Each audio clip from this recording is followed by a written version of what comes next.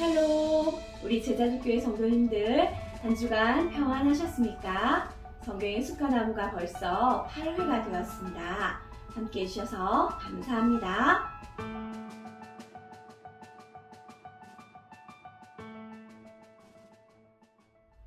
매일 성경 진행에 따라 우리는 지난 목요일까지 요한복음 13장까지를 묵상했습니다. 그리고 금요일부터 시편을 묵상하고 있습니다. 그래서 성경의 숲과 나무는 다음 주에 시편을 묵상하는 팁을 잠시 알려드린 후에 3월에는 레위기, 그리고 4월에는 요한복음 14장 이후를 다시 진행하려고 합니다. 참조해 주시기 바랍니다. 요한복음은 하나님께서 보내주신다고 약속하셨던 메시아가 바로 예수님이라는 것을 알려주는 표적이 나타났던 12장까지가 전반부였습니다. 그리고 13장부터는 예수님께서 구원자로서 영광을 얻는 후반부에 들어가는데요. 전반부가 광장에서 많은 사람들을 대상으로 예수님의 메시아 되심을 알려주는 부분이라면, 후반부는 이제 골방에서 예수님을 믿는 제자들을 대상으로 예수님의 제자로서 어떤 삶을 살아야 하는지를 말씀하고 있습니다. 이번 주 우리가 살펴본 요한복음 13장은 6월절 만찬을 그 배경으로 하고 있는데요. 보통 6월절 만찬이라고 하면 우리는 미켈란젤로가 그린 이 그림을 떠올립니다. 그런데 사실 이 그림을 그린 미켈란젤로가 살았던 그 시대의 식사 풍경을 재현한 그림이고요. 실제로 예수님 시대의 만찬의 그림은 바로 이런 모습입니다. 트리클리니움이라고 해서 예수님 당시에는 긴 소파에 들어 누워서 왼손으로 머리를 괴이고 오른손으로 음식을 집어먹는 것이 일반적인 모습이었습니다. 예수님이 이런 상태로 음식을 잡수시다가 일어나셨습니다. 그리고 겉옷을 벗으시고 제자들이 누워서 음식을 먹고 있는 뒤편으로 가서 제자들의 발을 씻어주신 것입니다. 유대인들은 정결법이 아주 중요하기 때문에 이런 만찬의 자리에 앉을 때 이미 발을 씻은 후에 음식을 먹게 됩니다. 그런데 예수님이 이렇게 누워있는 제자들 뒤편으로 가서 그 발을 씻어주셨다는 것은 하나의 특별한 상징적인 행동을 하신 것입니다. 요한복음은 처음부터 물, 즉 성령으로 거듭나야만 영원한 생명을 얻을 수 있다고 말했습니다. 그리고 예수님만이 영원한 생명의 물이시며 예수님을 믿을 때 영생을 받는다고 말했습니다.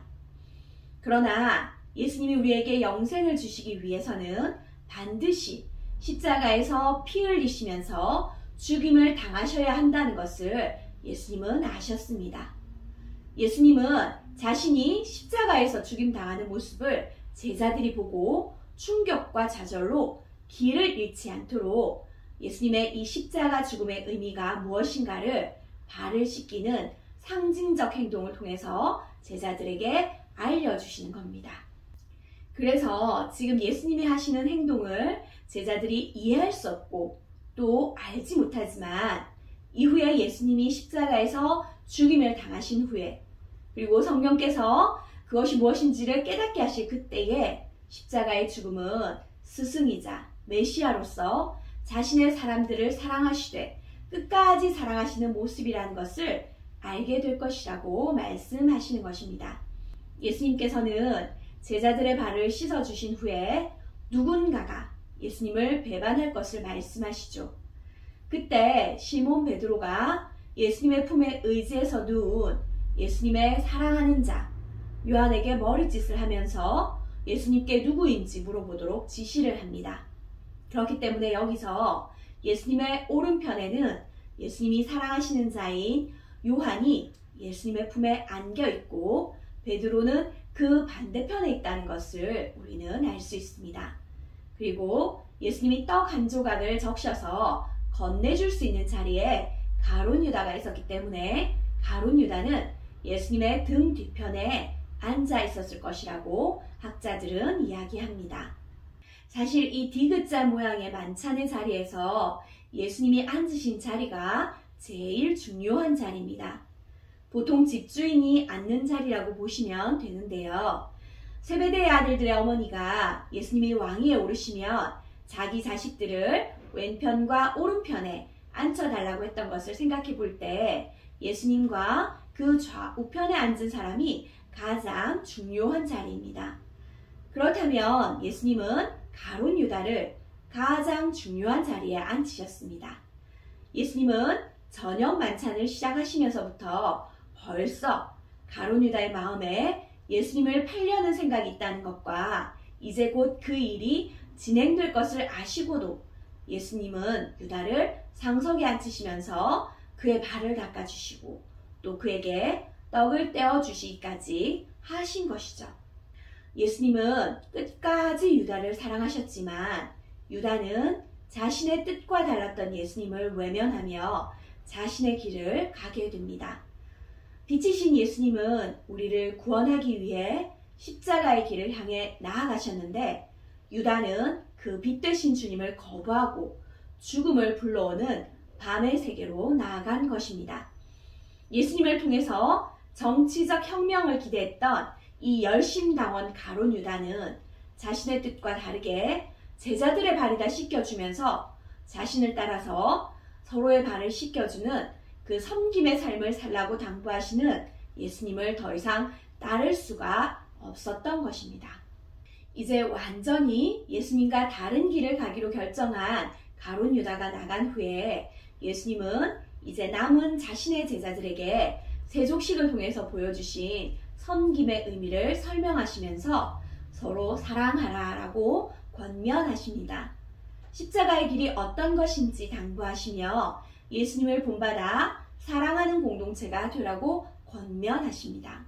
십자가에서 죽기까지 사랑하신 예수님의 사랑을 배워서 그렇게 서로 사랑하며 섬길 때 세상이 우리를 예수님을 따르는 자들로 알아보고 예수님을 믿게 된다고 말씀하셨습니다. 우리 모두 우리를 사랑하신 예수님의 사랑으로 서로를 사랑하는 아름다운 공동체가 되어서 예수님의 사랑을 전하는 저와 여러분 되시기를 축복합니다. 함께 기도하시겠습니다. 사랑의 하나님 아버지, 요한복음을 통해 우리의 구원자 예수님이 우리를 얼마나 사랑하시는지를 알려주셔서 감사합니다. 예수님의 제자로서 이 땅에서 우리가 어떻게 서로를 섬기며 사랑해야 하는지 본을 보여주셔서 감사합니다. 여전히 우리 안에 이기심과 욕심과 자기 생각이 가득해서 예수님이 보여주신 모습대로 살지 못하며 사랑하지 못하는 우리를 불쌍히 여겨주시고 예수님처럼 끝까지 사랑하고 서로를 사랑하는 우리 제자들 교회가 되게 해주시옵소서. 그래서 사랑이 메마른 이 시대 가운데 정말로 예수님의 사랑이 증거될 수 있도록 우리에게 은혜 입혀 주시옵소서. 그렇게 하실 그 주님을 기대하며 살아계실 예수 그리스도 이름으로 기도드리옵나이다.